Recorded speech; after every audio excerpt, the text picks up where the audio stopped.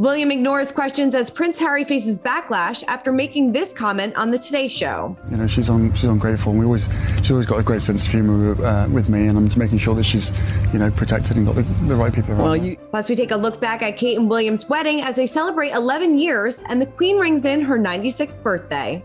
It is a tradition for the Queen to celebrate her birthday privately. So she travelled to Sandringham by helicopter, and she's believed to be staying there in a cottage on the estate, which was a particular favourite of her late husband, Prince Philip. Plus, we break down Tina Brown's bombshell book, Where Do Harry and William Stand, and how Meghan rocked the monarchy. We've got that plus so much more in today's Royally Us. Hello to our fellow royal lovers and welcome to Royally Us. I'm Christina and I'm so excited to be joined this week by our guest co-host, our friend and royal expert, Jonathan Sacerdoti. Hi, Jonathan. How are you? Hi, Christina. Great. How are you doing? I'm good. Thank you so much for joining us today. I'm so excited to run down all things royals with you. As always, it's a very busy week. But before we get to all of the news, we wanted to see what you guys had to say about last week's show. And Karen said Harry and Meghan will never rejoin the royals, not an issue.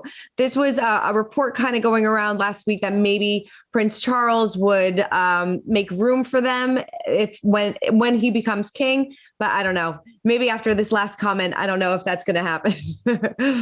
Doesn't seem likely, does it? I can't imagine either side wanting that to happen at the moment. Definitely. And then Lily says Harry and Meghan are not doing damage. They're helping the royal family by serving the world. And then finally, Daniel said, I would be interested to know who the right people are and what she needs protection from. Now, that is, of course, talking about Harry's comment that he made to the Today Show. So let's kind of get right into that and kick it off with our royal roundup and talk about Harry's comments about the Queen's protection. He said that one of the reasons why he went to visit her was to see what people she had around her. What kind of struck you about that comment? Well, I mean, I think like loads of people here in the UK, but also around the world, thought it was absolutely ridiculous. I just imagine saying that you're looking after your grandmother and protecting her by not seeing her for 2 years. I think was actually quite a bizarre statement, even coming from one of the Duke and Duchess of Montecito.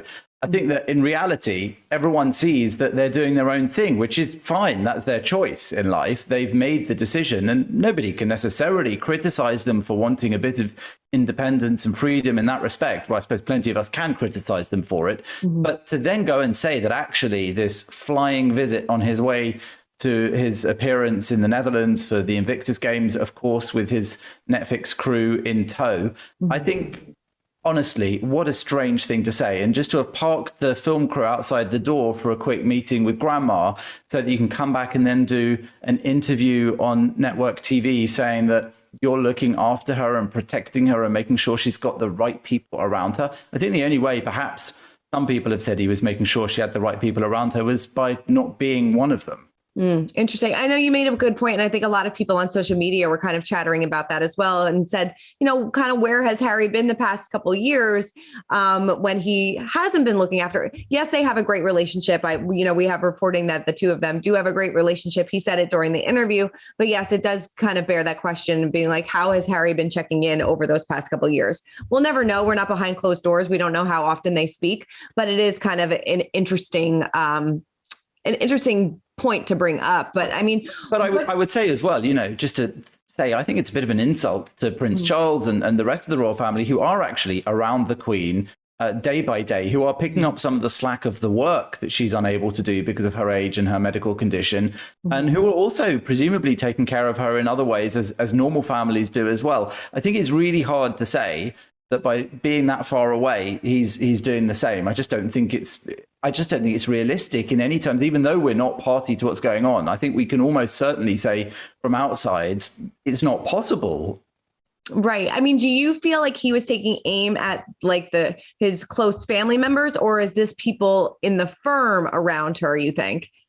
Well, we can't really know, can we? But I mean, I think it almost sounded like someone talking about their grandma in the old age home. You know, I'm popping in to make sure the right people are around her. Anyway, how would he be doing that from America in the position that he's in? I mean, he's chosen to throw so many grenades at the royal family, to make PR disasters for them, to personally pick fights with them in public. It seems so strange to then think that he could be behind the scenes actually checking in and making sure that she's got the right people around her, whether it's family or courtiers or staff. I just don't see how it's even remotely possible for that to be the case. I mean, maybe I'm wrong. I'm certainly not there, inside the palace, Right. but I don't think anyone watching this could imagine a way in which that's possible. And also, I think having this private meeting with the Queen was something he was widely praised for, getting in touch, making sure he could see her, having been so long. But then to go straight onto US TV and talk about details of what was said in that meeting, again, just I think showed almost to some people a sense of betrayal, because it was meant to be a private meeting. They got there privately. It wasn't really announced very far in advance. They managed to get away with that. But then it seemed a bit like he'd done it so that he could talk about it in that interview to promote his activities now. It just seemed to many people like it was calculated. Right. I mean, you make a good point. I mean, if they had maybe did their stopover on the way home from the Invictus Games and then, kind of just go back to Montecito, nobody would have even really known about the details or anything like that. But the fact that they did it on their way over there and then he was, doing a lot of press around the Invictus Games, it is interesting. But, of course, reporters were going to ask William and Kate about this when they saw them. Not surprising. They decided not to answer them, but take a look at this. Sir, does the Queen need protecting? Yeah, I would imagine that the royal family is probably not too happy about this, kind of like you said. And, I mean, do we ever do you think that this is going to change things about going for Harry kind of visiting in June? Do you think he's not going to come now at all? I mean, he kind of alluded to the fact that he was unsure if he would even be able to come over here anyway. Yes, he did allude to the fact that he might not come, which I think is the position that he's been holding for some time, and in this discussion about security and like that. But I think that the security line is even one that's worn a bit thin with some people. Because if you just think back to Prince Philip's memorial service, even if they hadn't been afforded the exact level of security or organization of security that they had wanted, it seems strange that they could believe that being in a tight circle close to the royal family and all the other dignitaries who were present, they would have been in some kind of increased danger. They were in basically a sealed zone where some of the most important people in the country and the world were also present. So how on earth they could have thought they needed extra security over that? I just don't understand. I think this security line is something of I think it has two purposes. One is to say, to serve as an excuse really for not coming, but without saying that they just don't want to be there or don't think it fits in well for one side or the other's image. And I think the other side is that I think it's a prestige thing. And if I may say so, I think it's a way of trying to increase one's celebrity currency. So if you're so important, you need privately paid for protection from the police of the country you're going to, then I think you get to say you're a very important person. In fact, there was all this PR going on about the Dutch giving him, VIP treatment or something for security. So I think security's become this kind of shorthand for how valuable a celebrity you are in terms of entertainment value and kudos on the world stage. So I don't think necessarily he'll come in June. I mean, that decision obviously is one that's going to be made on both sides.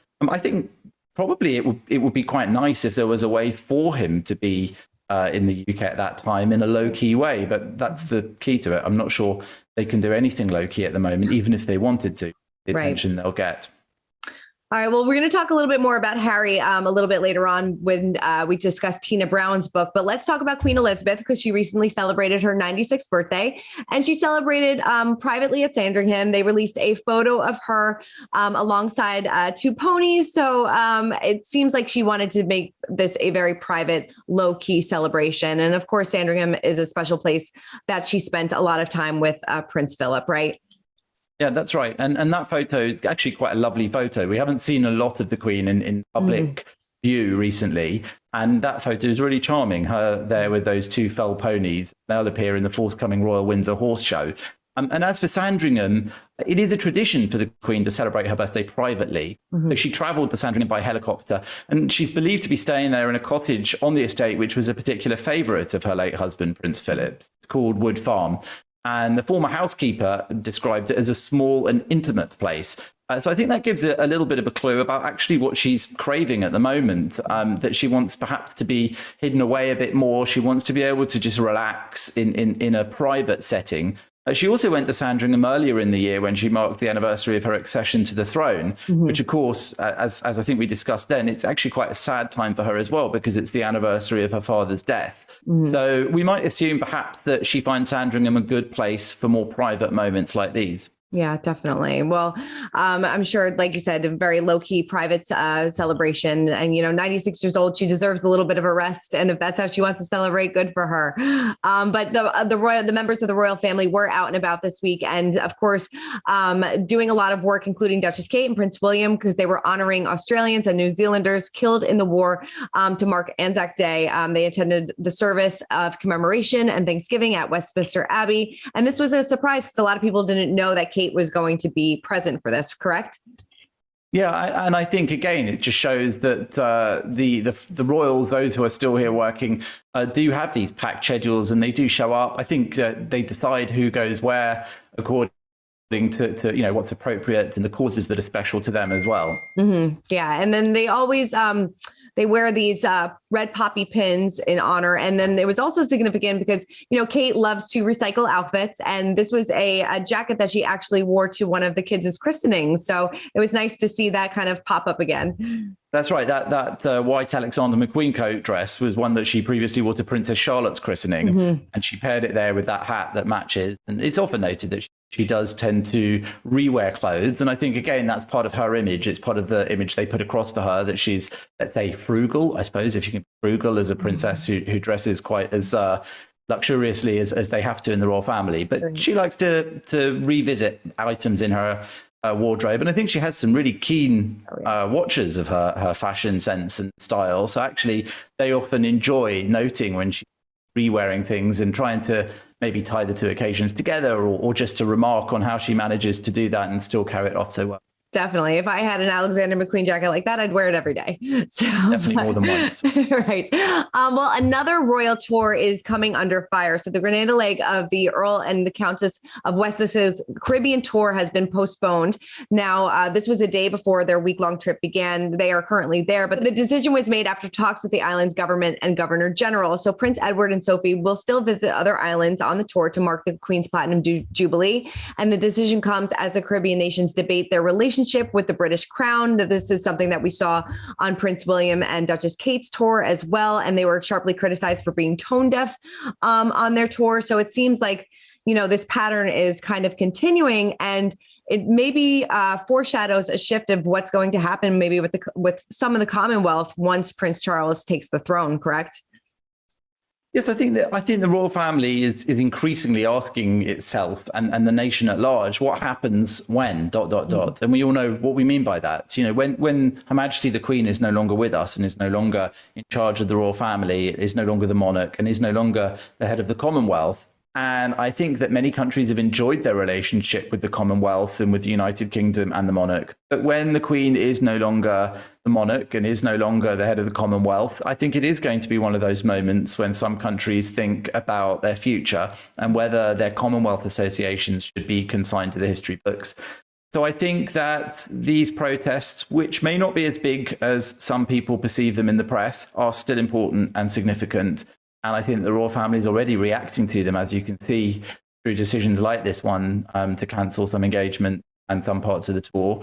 We'll have to just really keep watching and see how they choose to adapt and react to them. And whether Prince Charles, for example, when he is in charge of the Commonwealth, will make any changes proactively in order to perhaps recognize differences of the time and the differences in the opinions of some of the people in the Commonwealth countries. Yeah, it'll be interesting to see how things change. All right, well, now it is time to spill the royal tea, and former President Donald Trump is weighing in on the royal family, predicting that Harry and Meghan's relationship won't last. And he revealed why the Queen made this mistake when Harry left the royal family in 2020. Take a look. I think she should have said, if that's your choice, fine, but you no longer have titles, you no longer, and frankly, don't come around. He has been so disrespectful to the country, and I think he's an embarrassment. Yes, former President Trump weighing in on this. So should Harry have been stripped of his royal titles? Do you think that he makes a good point in this? I'll soon to be back on Twitter, maybe, but we'll see. And he's certainly finding ways to make his voice heard even without Twitter. Yep. And when Donald Trump says this, I can't help remembering that he did say it quite publicly a while back, actually. I remember him saying something disparaging, let's say, about Meghan, or at least implying it publicly. I can't comment. I mean, I'm not, far be it from me to predict how somebody's relationship will go, somebody I know even, but for somebody I don't know personally, it would be totally out of place. It is interesting that Donald Trump says he's good at predicting these things. Certainly had a few relationships himself, so perhaps from a position of experience, he feels he knows well about different people's motivations in relationships. I will say this, there is a lot of speculation about their marriage, as I suppose happens to all royals, and the royal family don't have necessarily the best track record with successful marriage in recent years, you know, Queen's children themselves having gone through divorces. And I think that means that they're certainly living in a more modern world where that sort of thing is a possibility. And again, I think we're going to chat about the book coming out soon, Brown book, but there's certainly loads in there. Suggests some quite fiery and spicy dynamics within even the relationship with Meghan and Harry. And if those sorts of rumors have even a grain of truth in them, then I think, you know, it's obviously a difficult position for anyone to find themselves in. They're obviously two very strong-minded people who like to do things very publicly. And of course, that could have problems for them in future, but it could just as easily help unite them because they see themselves as a team force for good against the various things that get in their way. And that could be something that unites them just as much as it problems for them. So I wouldn't like to speculate personally. No, I totally agree with you. But like you said, you brought up that book. So let's actually get right into it and break down the royal rules, because former Vanity Fair editor Tina Brown has released her book, or is going to release her book, The Palace Papers. And in it are some bombshell revelations about Prince Harry and Meghan Markle. She compares the Sussexes' decision to step back as senior working royals to the military withdrawal from Afghanistan, writing that it was a necessary and executed with maximum chaos. She also goes into detail about Harry and Meghan's clash with their staff, the unpleasantries that took place leading up to their wedding, and how Harry could have aided Meghan more in her transition to the family. She wrote, he didn't want to. It required Meghan to fight all the norms he had kicked against her for so long. She was now his comrade in arms. An aide described their confrontational stance to me as a mutual addiction to drama. Wow. I mean, Tina Brown has written books before. She was friends actually with Princess Diana. So she definitely has an ear into the royal family. So this is definitely, a lot of people are going to be reading this book. Mutual addiction to drama. I mean, it sounds like a title of a film. What can I say? I mean, the book sounds fabulous in terms of gossip, and it's a bit of a romp. I mean, I think she knows exactly what she's doing when she writes a book like this. Yeah. I think it's perhaps the book that everyone might have wished Prince Harry will write, and I dare say it's going to be a lot spicier than his will be. I mean, she says that the jealousy that grew between him and Prince William started around a decade ago when William, he thought, was hogging the best briefs. I mean, it says that things were strained with Charles and that they were communicating through private secretaries. And according to the book, Cressida Bonus, his ex-girlfriend, Harry's ex-girlfriend between 2012 and 2014, said that she found his venting about his family so tiresome that she advised him to see a therapist. And it's claimed that led him to seeking advice from MI6, that's the UK Secret Intelligence Service, on the best therapists he could see. But interestingly, actually, that shows that the book suggests that it's actually her who suggested to him that he see a therapist, and that he later, according to the book, wrote a little note thanking her for it because it had been helpful. So if that's true, again, I think it isn't quite in line with some of the things he said more recently, I believe, about seeking professional help and therapy, who prompted him to do that, just to be a bit of a nitpicker on these nuggets of information. But anyway, I think the book does seem to promise quite a fascinating read, full of very interesting little details all over the place, not just about Prince Harry, who it quotes a source as saying he was a very, very angry man. It's also got loads of tidbits about all the other royals, which sound quite hysterical and scandalous and scurrilous. So I definitely think that could be. Oh, definitely a good read. Definitely pick that up. It's a lot to digest. Well, let's talk about our royal history moment of the week. And Prince William and Duchess Kate will celebrate their 11th wedding anniversary on April 29th. I can't believe it's been 11 years. It feels like yesterday. I know for us over in the States, we were waking up at like 6 o'clock in the morning to see this all go down. But I mean, what a beautiful, beautiful day. And 11 years later, that seems like their relationship, at least to the public, seems stronger than ever. Yeah, I mean, I think royal weddings have this ability to grab attention, and British people and people around the world are fascinated by them and tune in to see them.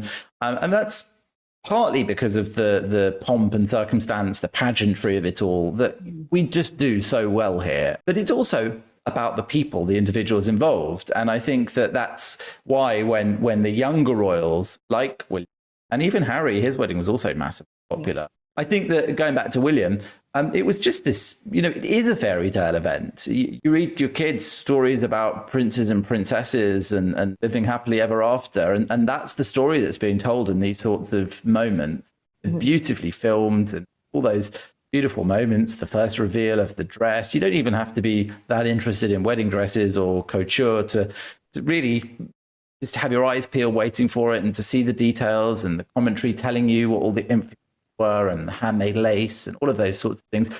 I do think those moments are a very important part of the fabric of British identity and cultural life. And I think that even for non-royalists, those are among the moments that are used to unite the nation. And that's one of the roles of the royal family in the modern age, I think, does serve as a sort of uniter for British identity. And that wedding, as you say, hard to believe it's so long ago, but it's still fresh in people's minds because the important part it plays, I think, culturally in British identity. Oh, definitely. I couldn't agree with you more. Such a beautiful day all around. Well, it's time to check in on our pint-sized palace. And not only did Queen Elizabeth celebrate a birthday, but Prince Louis did as well. He celebrated his 4th birthday, and William and Kate revealed 4 new photos, of course, taken by the Duchess herself. And I mean, he is growing up and he is just the cutest little thing. Very cute pictures. There is a touch of the catalogue pose about them, but what can you say? he's good for him. I mean, he looks great, dressed stylishly. Yep. She's a gifted amateur photographer, so they're lovely to see them.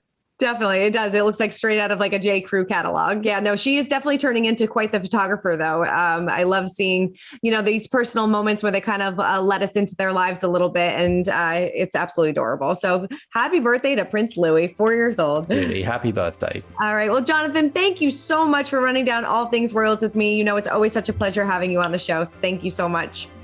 It's always great to be with you. Thank you. All right. For much more on the royals, head over to usmagazine.com. Keep commenting, keep subscribing, and we'll see you guys next week. Bye.